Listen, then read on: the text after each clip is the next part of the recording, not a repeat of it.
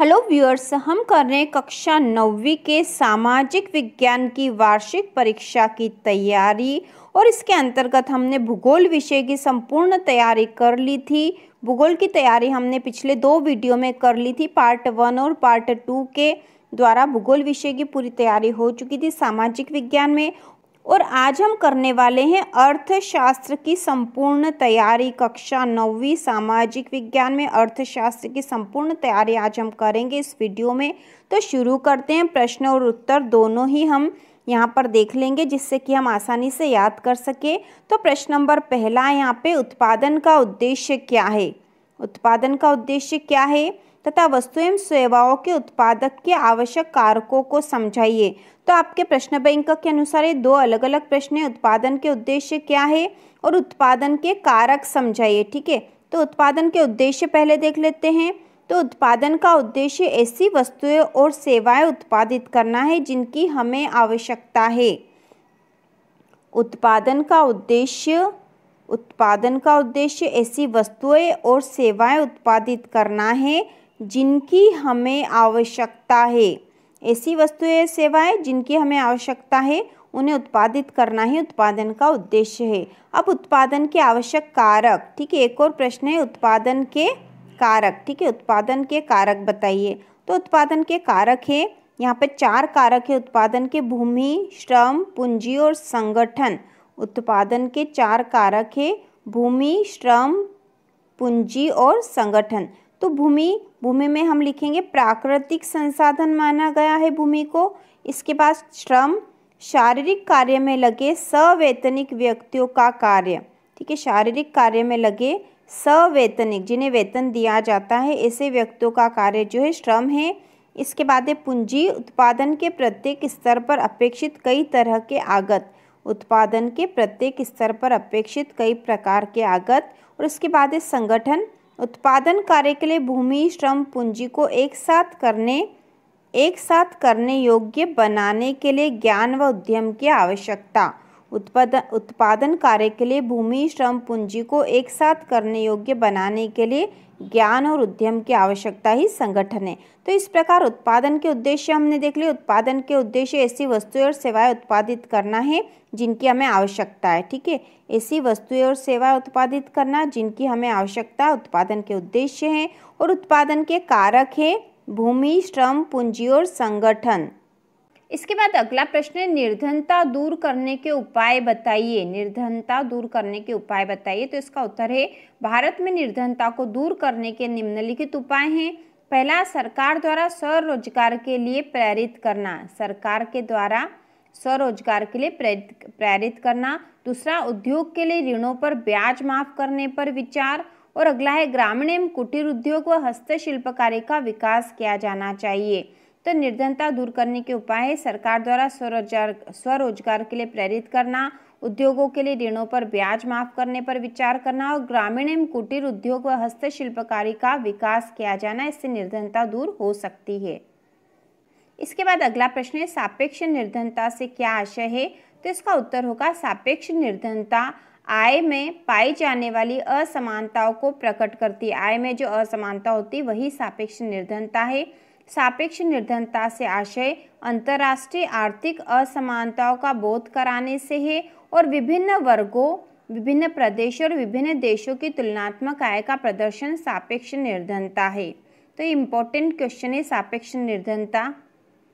इसके बाद अगला प्रश्न, निर्धनता का क्या अर्थ है और भारत में निर्धनता के 3 कारण लिखिए। तो ये प्रश्न अलग अलग भी आ सकते हैं। जैसे प्रश्न बन सकता है कि निर्धनता क्या है या निर्धनता का क्या अर्थ है। तो उसके उत्तर में हम लिखेंगे, उस रासायनिक प्रक्रिया से जिसमें मनुष्य अपने जीवन के आधारभूत या बुनियादी आवश्यकताओं को भी पूरा करने में सक्षम नहीं हो पाता। ठीक है, उस प्रक्रिया से निर्धनता क्या है? तो निर्धनता उस प्रक्रिया से जिसमें मनुष्य अपने जीवन के आधारभूत और बुनियादी आवश्यकताओं को भी पूरा करने में सक्षम नहीं हो पाता। ठीक है, निर्धनता कौन सी प्रक्रिया जिसमें मनुष्य अपने जीवन के आधारभूत और बुनियादी आवश्यकताओं को भी पूरा करने में सक्षम नहीं हो पाता। इसके बाद हम याद करेंगे निर्धनता के कारण। ठीक है, यह प्रश्न अलग से आएगा, भारत में निर्धनता के कारण लिखिए। तो इसका उत्तर होगा, भारत में निर्धनता के निम्नलिखित कारण हैं। पहला है राजनीतिक एवं प्रशासनिक कारण, तो इसमें हम आगे लिखेंगे, भारत दीर्घकाल तक विदेशी शासकों के हाथ में रहा, जिसके कारण भी हमारे देश का आर्थिक विकास नहीं हो सका और प्रति व्यक्ति आय कम रही। इसके बाद अगला है, औपनिवेशिक सरकार की नीतियों ने पारंपरिक हस्तशिल्प कार्य को नष्ट कर दिया। अगला है, वस्त्र जैसे उद्योगों के विकास को हतोत्साहित किया गया।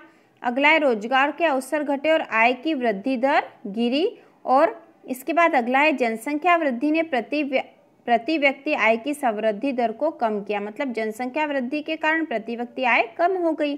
तो निर्धनता के कारण में हम लिखेंगे राजनीतिक और प्रशासनिक कारण, भारत दीर्घकाल तक विदेशी शासकों के हाथ में रहा, जिसके कारण भी हमारे देश का आर्थिक विकास नहीं हो सका और प्रति व्यक्ति आय कम रही। औपनिवेशिक सरकार की नीतियों ने पारंपरिक हस्तशिल्प कार्य को नष्ट कर दिया। पारंपरिक रूप से जो कुटीर उद्योग धंधे चल रहे थे उनको औपनिवेशिक शासन ने नष्ट कर दिया था। वस्त्र जैसे उद्योगों के विकास को हतोत्साहित किया गया और रोजगार के अवसर घटे और आय की वृद्धि दर गिरी। तो इस प्रकार हमने 2 प्रश्न याद कर लिए। पहला प्रश्न, निर्धनता क्या है? तो निर्धनता वह स्थिति है जिसे मनुष्य अपने जीवन के आधारभूत बुनियादी आवश्यकताओं को पूरा करने में सक्षम नहीं हो पाता।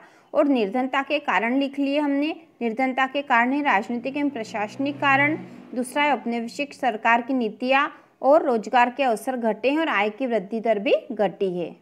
इसके बाद जो अगला प्रश्न है, राष्ट्रीय ग्रामीण रोजगार गारंटी अधिनियम, ठीक है, राष्ट्रीय ग्रामीण रोजगार गारंटी अधिनियम को समझाइए। ठीक है, इसको समझाना हमें, राष्ट्रीय ग्रामीण रोजगार गारंटी अधिनियम को समझाइए। तो इसका उत्तर होगा, राष्ट्रीय ग्रामीण रोजगार गारंटी अधिनियम 2005 का उद्देश्य ग्रामीण क्षेत्रों में आजीविका सुरक्षा प्रदान करना है। इसके अंतर्गत हर घर के लिए मजदूरी रोजगार कम से कम 100 दिनों के लिए उपलब्ध कराना है। इसके अंतर्गत 1/3 रोजगार महिलाओं के लिए सुरक्षित किए गए हैं। इसके लिए केंद्र सरकार राष्ट्रीय रोजगार गारंटी कोष भी स्थापित करेगी। इस योजना के अंतर्गत अगर आवेदक को 15 दिन के अंदर रोजगार उपलब्ध नहीं कराया गया तो वह दैनिक रोजगार भत्ते का हकदार होगा। तो इस प्रकार हम राष्ट्रीय ग्रामीण रोजगार गारंटी अधिनियम को समझा सकते हैं। राष्ट्रीय ग्रामीण रोजगार गारंटी अधिनियम 2005 का उद्देश्य ग्रामीण क्षेत्रों में आजीविका सुरक्षा प्रदान करना है। इसके अंतर्गत हर घर के लिए मजदूरी रोजगार कम से कम 100 दिनों के लिए उपलब्ध कराना है। ठीक है, इसके अंतर्गत ये नियम है कि हर घर के एक व्यक्ति को 100 दिनों के लिए रोजगार उपलब्ध कराया जाएगा। इसके अंतर्गत 1/3 रोजगार महिलाओं के लिए सुरक्षित किए गए हैं। इसके लिए केंद्र सरकार राष्ट्रीय रोजगार गारंटी कोष भी स्थापित करेगी। इस योजना के अंतर्गत अगर आवेदक को 15 दिन के अंदर रोजगार उपलब्ध नहीं कराया गया तो वह दैनिक बेरोजगार भत्ते का हकदार होगा। इसके बाद अगला जो प्रश्न है, भारत में निर्धनता उन्मूलन कार्यक्रम को लिखिए। तो इसका उत्तर है, भारत में गरीबी उन्मूलन के लिए सरकार द्वारा कुछ योजनाएं शुरू की गई। तो पहला इसमें महात्मा गांधी राष्ट्रीय ग्रामीण रोजगार अधिनियम 2005 योजना, जिसे मनरेगा भी कहते हैं। दूसरा है प्रधानमंत्री रोजगार योजना। तीसरा है स्वर्ण जयंती ग्राम स्वरोजगार योजना। और चौथा है प्रधानमंत्री ग्रामोदय योजना। और अगला है अंत्योदय अन्न योजना। तो यहाँ पे है भारत में निर्धनता उन्मूलन कार्यक्रम है। तो भारत में निर्धनता उन्मूलन के जो प्रमुख कार्यक्रम है वह है महात्मा गांधी राष्ट्रीय ग्रामीण रोजगार अधिनियम 2005, प्रधानमंत्री रोजगार योजना, स्वर्ण जयंती ग्राम स्वरोजगार योजना, प्रधानमंत्री ग्रामोदय योजना और अंत्योदय अन्न योजना। इसके बाद अगला प्रश्न है, मानवीय पूंजी निर्माण का क्या अर्थ है? या फिर यहाँ प्रश्न इस तरह से भी आ सकता है कि मानवीय पूंजी निर्माण को समझाइए। ठीक है, मानवीय पूंजी निर्माण को समझाइए। तो इसका उत्तर होगा, जब विद्यमान मानव संसाधन को और अधिक शिक्षा स्वास्थ्य द्वारा और विकसित किया जाता है। जब मानव संसाधन का अर्थ मानव से ही है, जो कि संसाधन के रूप में कार्य करता है। यदि हम उस मानव को और अधिक शिक्षित कर देंगे, उसका स्वास्थ्य अच्छा रहेगा तो विकसित होगा और तब हम इसे मानव पूंजी निर्माण कहते हैं।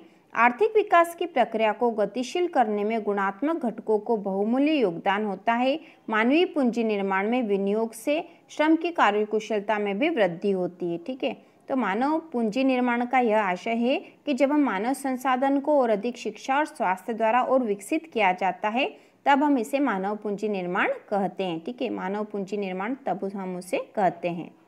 तो इस प्रकार हमने अर्थशास्त्र के वेरी इंपॉर्टेंट क्वेश्चन कर लिए हैं, अर्थशास्त्र के वेरी आईएमपी क्वेश्चन कर लिए कि इसके साथ ही जो कुछ और इम्पोर्टेंट क्वेश्चन होंगे तो इस प्रकार हमने अर्थशास्त्र के वेरी इंपॉर्टेंट क्वेश्चन कर लिए हैं। इसके बाद हम अगला जो विषय है राजनीति और इतिहास के भी इम्पोर्टेंट क्वेश्चन का वीडियो जल्द ही चैनल पर आने वाला है। और यदि आपने भूगोल विषय के इम्पोर्टेंट क्वेश्चन नहीं देखे हैं तो आप वो देख लो। इसके साथ ही सारे विषय के जो वैकल्पिक प्रश्न हैं, एक एक नंबर के जो प्रश्न हैं, उन सभी के वीडियो चैनल पर उपलब्ध है। आप आसानी से देखकर उन्हें हल कर सकते हो। तो इसी प्रकार के और वीडियो देखने के लिए चैनल को सब्सक्राइब कीजिए।